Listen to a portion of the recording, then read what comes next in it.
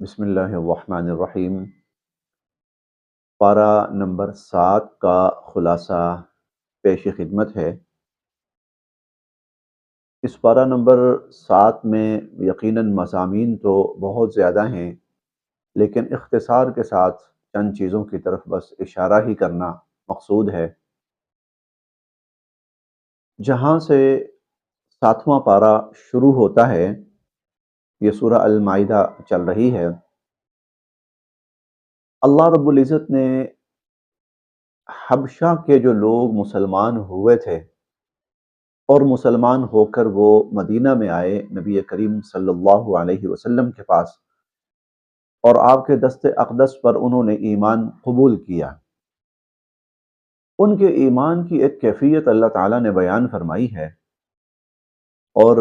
اس کیفیت میں یقیناً ہمارے لیے سمجھنے کے لیے بہت کچھ ہے۔ وَإِذَا سَمِعُوا مَا أُنزِلَ إِلَى الرَّسُولِ تَرَىٰ أَعْيُنَهُمْ تَفِيضُ مِنَ الدَّمْعِ مِمَّا عَرَفُوا مِنَ الْحَقِّ، کہ جب انہوں نے قرآن سنا جو نبی کریم صلی اللہ علیہ وسلم پر نازل کیا گیا تھا، تو وہ رونا شروع ہو گئے، ان کی آنکھوں سے آنسو بہنا شروع ہو گئے، بلکہ وہ زار و قطار رونے لگے، اور اس لیے رونے لگے مما عرفوا من الحق، کیونکہ انہوں نے ان کے سامنے حق آیا اور انہوں نے حق کو پہچان لیا۔ حق آیا، حق کو پہچان لیا، اور پھر وہ کہنے لگے وَمَا لَنَا لَا نُؤْمِنُ بِاللَّهِ وَمَا جَاءَنَا مِنَ الْحَقِّ، جب حق ہمارے سامنے آ گیا تو پھر ہمارے پاس اور کوئی راستہ رہتا ہی نہیں ہے کہ ہم اس حق کو تسلیم نہ کریں اور اس حق پر ایمان نہ لائیں۔ یہ جو واقعہ ہے ہمیں یہ بتاتا ہے اور سبق دیتا ہے کہ جب انسان کے سامنے حق آئے تو اسے حق کو قبول کر لینا چاہیے، اسے حق کو تسلیم کر لینا چاہیے، کوئی تعویل، کوئی توجیہ، اس کی کوئی گنجائش باقی نہیں رہتی۔ جب حق اس کے سامنے آئے اور وہ سمجھ لے کہ یہ حق ہے، حق بات یہی ہے، تو پھر وہ کسی شیطانی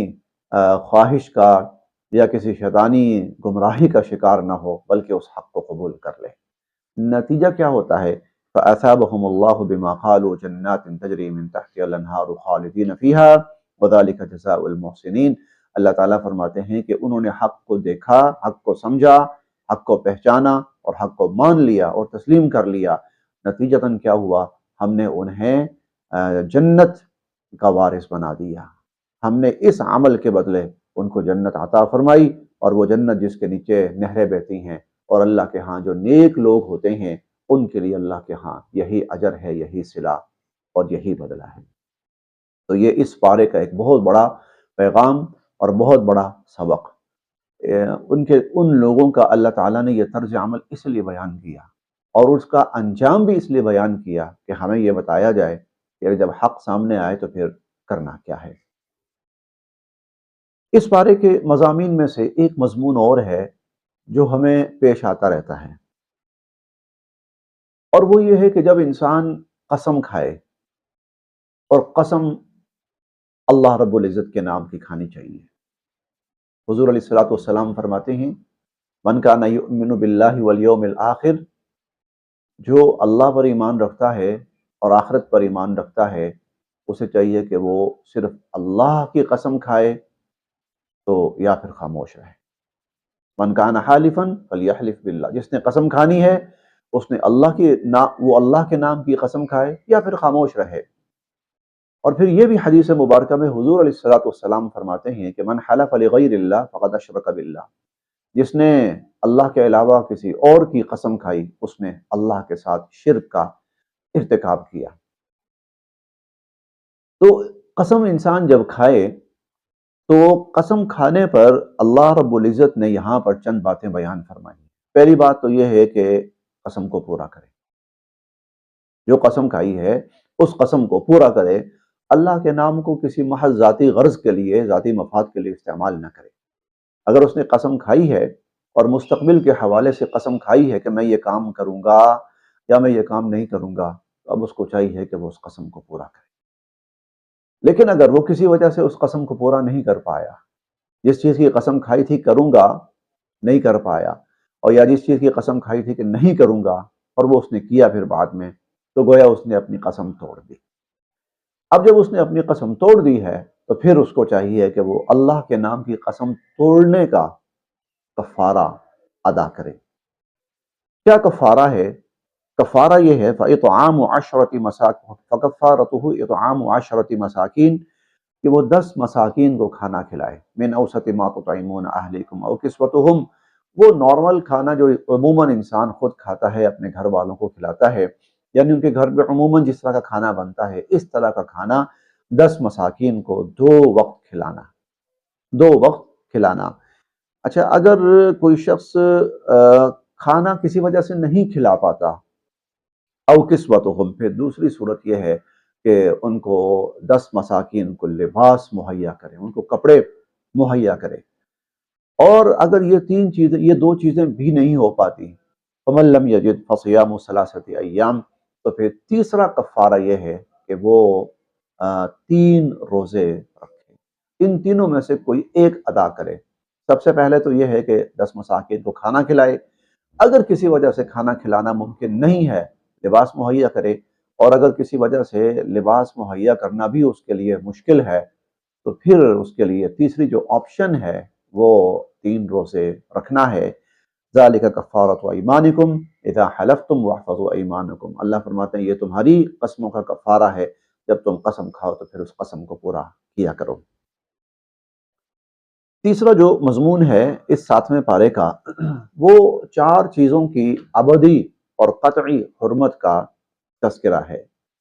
اور وہ 4 چیزیں جن کی اللہ تعالیٰ نے حرمت بیان کر دی کہ اب قیامت تک کے لیے حرام ہے، قیامت تک کے لیے یہ حرام ہیں، اور کسی مسلمان کے لیے ان کی گنجائش نہیں ہے۔ وہ یہ ہے انما الخمر، نمبر 1 شراب، والمیسر، نمبر 2 جوا، والانصاب، اور نمبر 3 انصاب بت پرستی، اور نمبر 4 والازلام، ازلام جوے کے تیر وغیرہ۔ یہ 4 چیزیں اللہ رب العزت نے یہاں پر بیان فرمائی، اور رجس من عمل الشیطان فاجتنبوہ کہہ کر ہمیشہ ہمیشہ کے لیے مسلمانوں کے لیے ان کا استعمال ناجائز اور حرام قرار دے دیا۔ یہ 4 چیزیں ہیں جن میں شراب اور جوا خصوصاً ہمارے ہاں یہ زیادہ معروف ہے، قطعی طور پر اور ابدی طور پر، اور قیامت تک کے لیے اللہ رب العزت نے اس کو مسلمانوں کے اوپر حرام کیا۔ اور بلکہ یہاں تک بھی اللہ تعالیٰ نے فرمایا فَهَلْ أَنْتُمْ مُنْتَهُونَ، یہ لفظ بڑے قابل توجہ ہیں۔ اللہ تعالیٰ فرماتے ہیں فَهَلْ أَنْتُمْ مُنْتَهُونَ، ہاں بھئی بولو، باز آؤ گے کہ نہیں آؤ گے، اور رکو گے کہ نہیں ان کاموں سے، چھوڑو گے کہ نہیں ان کاموں کو؟ تو یقیناً یہ ہمارے لیے حکم یہی ہے کہ نہیں، اب ہم ہمیشہ ہمیشہ کے لیے ان چیزوں سے اجتناب کریں گے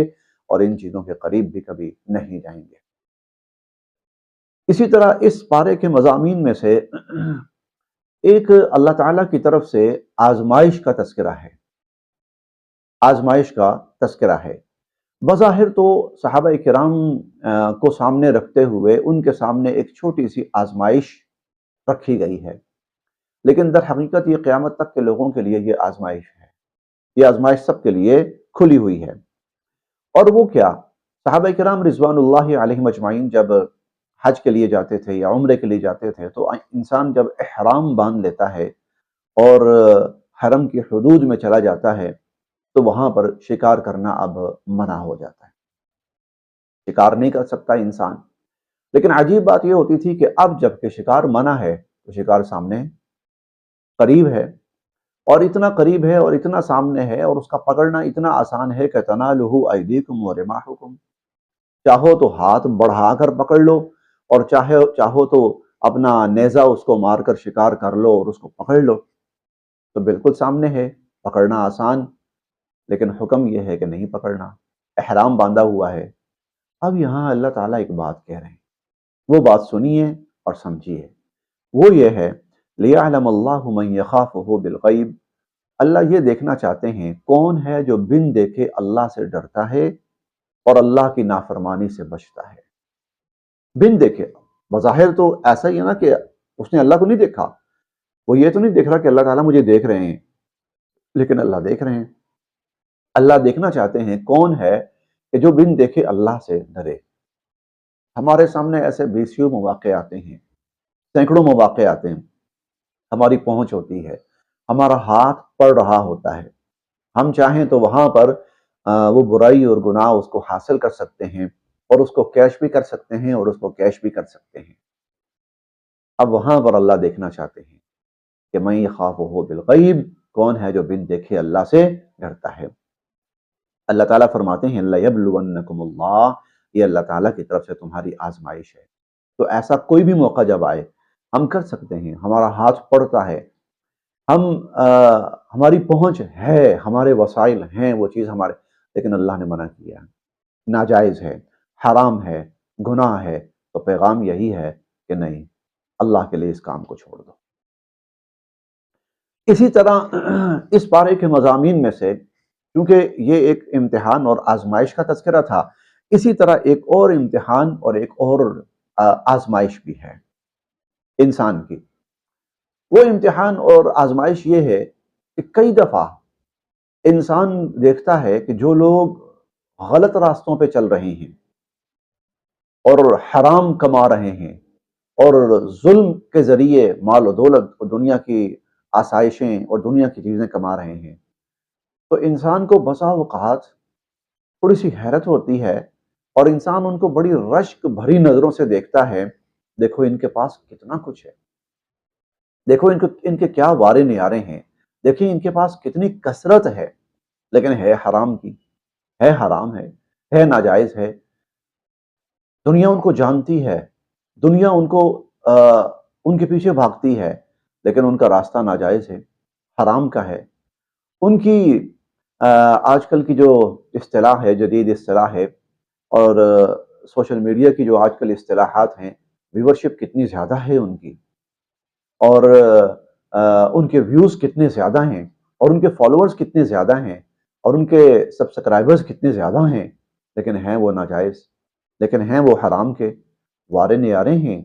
سونا چاندی پہن کر پھرتے ہیں اور گھومتے ہیں، اور گاڑیاں ہیں ان کے پاس، لیکن ہے سب حرام کا، ناجائز۔ تو یہاں آ کر تھوڑا سا انسان ان کو دیکھنے لگتا ہے، ان کی طرف مائل ہونے لگتا ہے۔ اللہ تعالیٰ فرماتے ہیں لا یستوی الخبیث والطیب، کبھی بھی ناپاک اور پاک برابر نہیں ہو سکتے، کبھی بھی طیب اور خبیث برابر نہیں ہو سکتے، کبھی بھی حلال اور حرام برابر نہیں ہو سکتے۔ وَلَوْ أَعْجَبَكَ كَثْرَةُ الْخَبِيثِ، چاہے آپ کو حرام کی جو کثرت یا اکثریت ہے وہ بظاہر اچھی بھی لگے اور حیران بھی کرے، لیکن یاد رکھنا اللہ کے ہاں حرام اور حلال کبھی ایک نہیں ہو سکتے، ایک جیسے کبھی بھی نہیں ہو سکتے۔ جب ایک جیسے نہیں ہو سکتے تو پھر یاد رکھیے گا کہ حلال اور حرام کا انجام بھی اللہ کے ہاں ایک جیسا نہیں ہو سکتا۔ لیمیز اللہ الخبیث من الطیب، یہ ہم انشاءاللہ العزیز اگلے 2 پاروں میں پڑھیں گے کہ اللہ نے کل قیامت والے دن خبیث اور طیب کو الگ الگ کرنا ہے۔ وَيَجْعَلُ الْخَبِيثَ بَعْضَهُ عَلَى بَعْضٍ، اور جو خبیث اور ناپاک اور حرام ہے اس کو اللہ نے اکٹھا کرنا ہے، اس کا ڈھیر بنانا ہے، فَيَرْكُمَهُ جَمِيعًا فَيَجْعَلَهُ فِي جَهَنَّمَ، اور پھر اس کو اٹھا کے دوزخ میں پھینک دینا ہے۔ اسی لیے اللہ تعالیٰ فرماتے ہیں فَاتَّقُوا اللَّهَ يَا أُولِي الْأَلْبَابِ لَعَلَّكُمْ تُفْلِحُونَ، اے عقل والو اللہ سے ڈرو اور کبھی حرام کے پیچھے نہ پڑو، حرام تباہ کرے گا، حرام تمہیں برباد کرے گا۔ اسی طرح اس پارے کے بہت مضامین تو بہت ہیں، اور بہت چھوٹی چھوٹی آیات کے اندر بہت بڑے بڑے مضامین بیان ہوئے ہیں، لیکن اختصار کے ساتھ اسی طرح اس پارے کے اندر بڑا تفصیلی تذکرہ ہے سیدنا حضرت عیسیٰ علیہ السلام کا۔ اس تفصیلی تذکرے کے 2-3 پہلو آپ کے سامنے عرض کرنے ہیں۔ ایک تو اللہ رب العزت نے وہ انعامات بیان فرمائے جو سیدنا حضرت عیسیٰ علیہ السلام کو اللہ تعالیٰ کی طرف سے عطا ہوئے تھے۔ مثال کے طور پر اللہ تعالیٰ نے جبرائیل امین کے ذریعے ہمیشہ حضرت عیسیٰ علیہ السلام کی مدد فرمائی، جبرائیل امین کے ذریعے حضرت عیسیٰ علیہ السلام کی مدد فرمائی۔ وہ ہم پیچھے پڑھ بھی چکے ہیں کہ ان کی والدہ کی جو دعا تھی۔ اور اسی طرح وہ پرندے بناتے تھے مٹی کے، مٹی کا پرندہ بناتے تھے، اور اس کے اندر پھونک مارتے تھے تو وہ زندہ سلامت صحیح اڑتا ہوا پرندہ بن جاتا تھا، فَيَكُونُ طَيْرًا، تو وہ پرندہ بن جاتا تھا۔ اسی طرح وہ پیدائشی مریض، لا علاج ترین مریض، ان کے جسم پر ہاتھ پھیرتے تھے تو ان کے ہاتھ پھیرنے کی برکت سے وہ مریض ٹھیک ہو جاتا تھا۔ اور اسی طرح وہ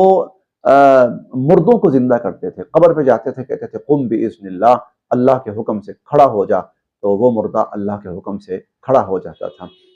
قبر سے نکل آتا تھا، زندہ ہو جاتا تھا۔ اسی طرح وہ لوگوں کو بتاتے تھے کہ تم ابھی کیا کھا کر آ رہے ہو اور گھر میں کیا چھوڑ کر آ رہے ہو، کھا کے کیا آ رہے ہو اور چھوڑ کر، بما تدخرون وما تاکلون فی بیوتکم، گھر میں کیا چھوڑ کے آ رہے ہو اور کھا کر کیا آ رہے ہو، وہ لوگوں کو بتاتے تھے یہ۔ اب اس سب کے اندر جو سمجھنے کی بات ہے، اللہ تعالیٰ نے یہ مضمون دو جگہ بیان کیا ہے، اور دونوں جگہ اللہ تعالیٰ نے ساتھ ایک جملہ ضرور نقل کیا ہے۔ یہاں پر نقل کیا ہے بِإِذْنِی، یہ سب میرے حکم سے ہوتا تھا، بِإِذْنِی بِإِذْنِی بِإِذْنِی۔ اور تیسرے پارے میں ہم پڑھ کر آئے ہیں، وہاں اللہ تعالیٰ فرماتے ہیں بِإِذْنِ اللہ بِإِذْنِ اللہ بِإِذْنِ اللہ، یہ اللہ کے حکم سے ہوتا تھا۔ تو یاد رکھیے، انبیاء علیہم السلام کو جو معجزات عطا ہوتے ہیں، تو دراصل یہ معجزات بے شک انبیاء علیہم السلام کے ہاتھوں پہ ظاہر ہوتے ہیں، لیکن حقیقت یہ ہوتی ہے کہ ان میں جو قدرت ہے وہ اللہ رب العزت کی ذات کی ہوتی ہے۔ اب اسی طرح حضرت عیسیٰ علیہ السلام ہی کے حوالے سے جو دوسری بات اللہ رب العزت نے بیان فرمائی ہے، وہ دوسری بات وہ بڑا عجیب منظر ہے، اور وہ یہ کہ قیامت کے روز اللہ رب العزت باقاعدہ الگ الگ سے سیدنا حضرت عیسیٰ علیہ السلام سے ایک سوال کریں گے، اور سوال یہ ہوگا اَأَنْتَ قُلْتَ لِلنَّاسِ اتَّخِذُونِي وَأُمِّيَ إِلَٰهَيْنِ مِن دُونِ اللَّهِ، کیا آپ نے لوگوں سے کہا تھا کہ اللہ کو چھوڑ کر آپ کو اور آپ کی والدہ کو معبود بنا لیں؟ یہ دنیائے عیسائیت کے لیے جنہوں نے سیدنا حضرت عیسیٰ علیہ السلام کو خدا بنایا، الہ بنایا، الوہیت کے اندر شامل کیا، معبود بنایا، خدا کا بیٹا بنایا، اور حضرت مریم سلام اللہ علیہا ان کو بھی خدائی میں شامل کیا، اللہ کی بیوی بنایا، تو اب یہ اتنا بڑا جرم ہے، اتنا بڑا گناہ ہے کہ ان لوگوں کو مجرم ثابت کرنے کے لیے، وہ ویسے بھی ثابت ہوں گے لیکن اتمام حجت کے لیے اللہ رب العزت سیدنا حضرت عیسیٰ علیہ السلام سے باقاعدہ سے سوال کریں گے کہ آپ نے کہا تھا، یہ جو کہتے رہے کہ عیسیٰ جو ہے وہ الہ ہے، وہ معبود ہے، وہ خدا ہے، وہ رب ہے، اور عیسیٰ کی جو والدہ ہیں، تو یہ آپ نے کہا تھا، تو سیدنا حضرت عیسیٰ علیہ السلام اس موقع پر کہیں گے کہ اے اللہ ان کنت قلتہ فقد علمتہ، اگر میں نے کہا ہوتا تو آپ تو جانتے ہیں نا، اور آپ یہ بھی جانتے ہیں تعلم ما فی نفسی، کہ میرے دل میں، یعنی اگر میرے دل میں بھی ایسی کوئی بات ہوتی تو آپ وہ بھی جانتے ہیں، زبان سے کہنا تو ایک طرف، اگر میرے دل میں بھی ہوتا تو آپ تو جانتے ہیں۔ اور عیسیٰ علیہ السلام یہ بھی کہیں گے سبحانک ما یکون لی ان اقول ما لیس لی بحق، اللہ آپ تو بہت بڑی ذات ہے آپ کی، مجھے تو یہ بات کہنے کا حق ہی نہیں تھا کہ میں یہ کہتا۔ تو دنیا عیسائیت کو اللہ رب العزت نے قرآن پاک کی ان آیات کے ذریعے تعلیم دی ہے کہ دیکھو تم عیسیٰ علیہ السلام کو جو خدا مانتے ہو، الہ مانتے ہو، رب مانتے ہو، ان کی والدہ کو، تم بہت بڑے گناہ اور جرم کے مرتکب ہو رہے ہو، اور اس کی سزا آخرت میں اللہ کے ہاں جہنم کے سوا اور کچھ نہیں ہے۔ اسی طرح اس پارے کے مضامین میں سے، جیسا کہ میں نے عرض کیا کہ مضامین تو بہت زیادہ ہیں، لیکن اختصار کے ساتھ بس چند باتیں ہی آپ کے سامنے عرض کرنی ہیں۔ ان میں سے ایک مضمون یہ ہے کہ اللہ تعالیٰ قیامت والے دن جو مجرم ہوں گے تو ان مجرموں کو اللہ تعالیٰ اپنے سامنے کھڑا فرمائیں گے۔ وَلَوْ تَرَىٰ إِذْ وُقِفُوا عَلَىٰ رَبِّهِمْ، یہ وہ لوگ تھے جو آخرت سے بالکل غافل ہو گئے تھے، بے پرواہ ہو گئے تھے، آخرت کی کسی قسم کی فکر چھوڑ دی تھی، حتیٰ کہ آخرت کو ماننے سے بھی انکار کر دیا تھا۔ تو اللہ تعالیٰ فرمائیں گے الیس ھذا بالحق، اب بتاؤ یہ آخرت، یہ حساب کتاب، یہ سوال جواب، یہ آخرت کی زندگی ہمیشہ ہمیشہ کی، بتاؤ یہ سچ ہے کہ نہیں؟ تم دنیا کے پیچھے اتنے مر مٹے تھے، اتنے مر مٹے تھے دنیا کے پیچھے کہ تم نے اس دنیا کی خوشی کی خاطر اور اس دنیا کی لذتوں کی خاطر اور اس دنیا کی آسائشات کی خاطر آخرت اور قیامت اور میری ملاقات کا ہی انکار کر دیا تھا۔ اب بتاؤ الیس ھذا بالحق، قالوا بلا وربنا، وہ کہیں گے ہمارے رب کی قسم واقعتاً یہ بالکل سچ ہے۔ قال، اللہ فرمائیں گے فذوقوا العذاب بما کنتم تکفرون، اب تم جہنم کا عذاب ہی چکھو کیونکہ تم دنیا میں اس آخرت کا انکار کیا کرتے تھے۔ اسی لیے فرمایا قد خسر الذین کذبوا بلقاء اللہ، ان لوگوں نے بہت ہی اپنا نقصان کیا، خسارہ کیا بہت ہی زیادہ، جنہوں نے آخرت کا انکار کیا، اللہ کی ملاقات کا انکار کیا۔ چنانچہ وہ اس موقع پر پھر ایک بات کہیں گے کہ فقالوا یا لیتنا نرد ولا نکذب بآیات ربنا ونکون من المؤمنین، اے اللہ ہمیں دنیا میں ایک دفعہ بھیج دیں، اب ہم آپ پر ایمان لائیں گے، ہم آپ کی آیات کی تکذیب بھی نہیں کریں گے، ہم آخرت کو بھی مانیں گے، اب ہم نیک کام کریں گے۔ تو اللہ تعالیٰ فرمائیں گے کہ وَلَوْ رُدُّوا لَعَادُوا لِمَا نُهُوا عَنْهُ، تم ایسے بدبخت ہو کہ تمہیں دوبارہ دنیا میں لٹا دیا جائے نا تو تم نے پھر یہی حرکتیں کرنی۔ اللہ پاک ہمیں اس سے محفوظ رکھے، ایسے انجام سے بھی محفوظ رکھے، ایسے غلط عقائد سے بھی اللہ پاک ہم سب کی حفاظت فرمائے۔ اسی طرح اس پارے کے مضامین میں سے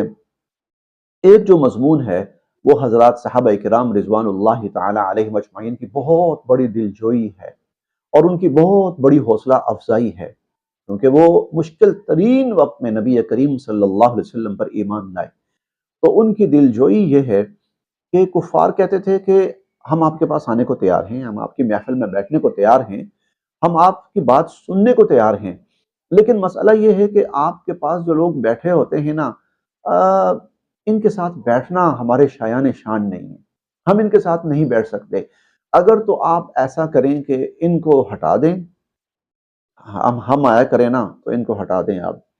اور پھر ہم آپ کے پاس بیٹھیں گے، ہم آپ کی بات سنیں گے،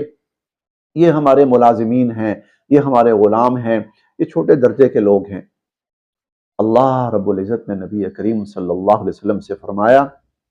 یہ مضمون یہاں پر بھی بیان ہوا ہے 7ویں پارے میں سورہ الانعام کے اندر، اور یہ مضمون 15ویں پارے کے اندر بھی بیان ہوا ہے۔ اللہ تعالیٰ فرماتے ہیں کہ وَلَا تَطْرُدِ الَّذِينَ يَدْعُونَ رَبَّهُمْ بِالْغَدَاةِ وَالْعَشِيِّ يُرِيدُونَ وَجْهَهُ، خبردار آپ نے اپنی محفل سے ان لوگوں کو دور نہیں کرنا، یہ جانتے ہیں کون ہیں، یریدون وجہا، یہ وہ ہیں جو اللہ کی رضا کے طالب ہیں، جو اللہ کی رضا کا طالب ہو، اور وہ کون ہیں جو اپنی منمانی اور اپنے تکبر کے مارے ہوئے ہیں۔ کیا آپ ان متکبرین کی خاطر، ان ظالموں کی خاطر، ان کافروں کی خاطر، ان مشرکوں کی خاطر ایمان والوں کو ہٹائیں گے؟ نہیں کرنا، ایسا نہیں کرنا۔ ما علیک من حسابہم من شیء وما من حسابک علیہم من شیء، اگر یہ بدبخت نہیں آتے آپ کے پاس، نہیں بیٹھتے، نہ بیٹھے، جائیں جہنم میں، کل اللہ نے آپ سے ان کا حساب نہیں لینا کہ یہ کیوں ایمان نہیں لائے، آپ نے بتا دیا، ان کو بتا دیا، لہٰذا ان کی اتنی دلجوئی کرنے کی کوئی ضرورت نہیں ہے کہ اس کی خاطر جو مخلص ہیں، اپنے ساتھی ہیں، دن رات اللہ کی رضا کے طالب، ہر وقت آپ کے احکامات کے منتظر، تو ان کو آپ دور کریں، یہ نہیں کرنا۔ بلکہ اس آیت کا جو آخری جملہ ہے وہ تو بہت ہی سخت ہے، بہت ہی سخت ہے، اور وہ یہ ہے فَتَطْرُدَهُمْ فَتَكُونَ مِنَ الظَّالِمِينَ، ترجمہ میں بھارا نہیں کر رہا، فَتَطْرُدَهُمْ فَتَكُونَ مِنَ الظَّالِمِينَ، یہ جملہ بہت سخت ہے، ان کو ہٹانا وہ آپ کے لیے کتنا خسارے کا، یہ حضور کو اللہ فرما رہے ہیں، ان کو ایمان والوں کو کفار کی خاطر اپنی محفل سے اٹھانا یہ آپ کے لیے کتنے نقصان کا باعث بن سکتا ہے۔ اسی طرح اس پارے کے مضامین میں سے، بلکہ یہ کہا جائے تو یہ اس پارے کا سب سے بڑا مضمون ہے، اور اس پارے کا ہی کیا، یہ پورے قرآن کریم کا سب سے بڑا مضمون ہے، اور اللہ رب العزت کا جتنا بھی دین ہے، بلکہ آدم علیہ السلام سے لے کر حضور علیہ السلام تک، اس کا جو سب سے بڑا پہلو اور سب سے بڑا سبق اور سب سے بڑا مضمون ہے وہ یہی ہے، لیکن یہاں پر اس کو کسی اور انداز میں اللہ تعالیٰ نے بیان فرمایا ہے۔ یہ سورہ الانعام ہے، اور سورہ الانعام کا یہ 10واں رکوع ہے۔ اللہ تعالیٰ اس میں انبیاء علیہم السلام، اور یہ بہت بڑے بڑے انبیاء علیہم السلام، بہت بڑے انبیاء علیہم السلام، سبھی بڑے ہوتے ہیں لیکن یہ اولو العزم ہیں، جلیل القدر ہیں، اور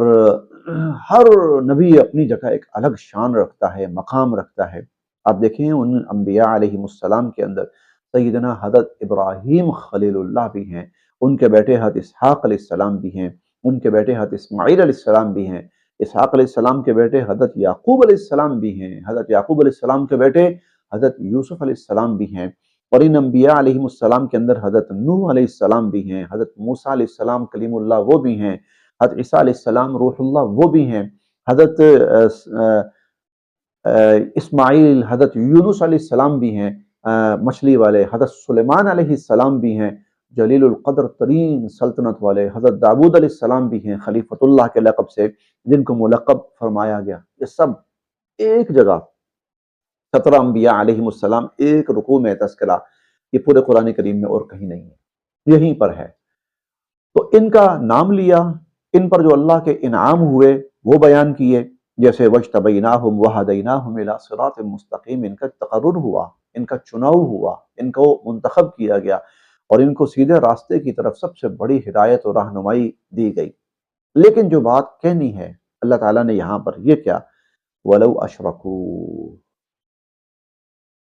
اتنے بڑے مقام پر فائز ہونے کے باوجود، اتنی عظمتوں کی انتہاؤں پر فائز ہونے کے باوجود، اللہ کے ہاں شرک اتنا بڑا جرم ہے، ناقابل معافی ہے، کہ اگر یہ لوگ بھی شرک کا ارتکاب کرتے، ممکن نہیں تھا۔ شرک تو بہت بڑی بات ہے، انبیاء علیہ السلام سے تو گناہ کبیرہ چھوڑیے، گناہ صغیرہ بھی نہیں ہوتا، وہ معصوم ہوتے ہیں۔ عصمت انبیاء یہ ان کی خاصیت ہوتی ہے، ان کی صفت ہوتی ہے، ان کا کمال ہوتا ہے۔ لیکن اللہ تعالیٰ اصول کے طور پر فرما رہے ہیں اگر اتنے بڑے مقام پر فائز یہ لوگ بھی شرک کرتے، لَحَبِطَ عَنْهُمْ مَا كَانُوا يَعْمَلُونَ، تو پھر ان کا بھی وہی انجام ہوتا جو دنیا کے ہر مشرک کا ہوتا۔ پھر 24ویں پارے میں سورہ الزمر میں ہم پڑھیں گے، نبی کریم صلی اللہ علیہ وسلم کو خطاب فرمایا گیا، وَلَقَدْ أُوحِيَ إِلَيْكَ وَإِلَى الَّذِينَ مِن قَبْلِكَ، کہ ہم نے آپ کی طرف بھی وحی فرمائی اور آپ سے پہلے جو انبیاء گزرے ان کی طرف بھی وحی فرمائی، اور وہ کیا، لَئِنْ أَشْرَكْتَ لَيَحْبَطَنَّ عَمَلُكَ وَلَتَكُونَنَّ مِنَ الْخَاسِرِينَ۔ اے نبی علیہ الصلوۃ والسلام، اگر آپ نے بھی شرک کا ارتکاب کیا تو اللہ کا اصول اور اللہ کا فیصلہ آپ کے لیے بھی وہی ہے۔ تو اس درجے ناقابل معافی یہ گناہ ہے اور جرم ہے کہ کوئی اس سے مستثنا نہیں ہے، کسی کے لیے اس کی گنجائش نہیں ہے، اور اس کی آخرت کے اندر کوئی بخشش نہیں ہے۔ اللہ پاک ہمیں ایمان کامل پر ثابت قدم رکھے، جمائے رکھے، اور اللہ تعالیٰ ہر قسم کے کفر سے اور ہر قسم کے شرک سے ہم سب کی حفاظت فرمائے۔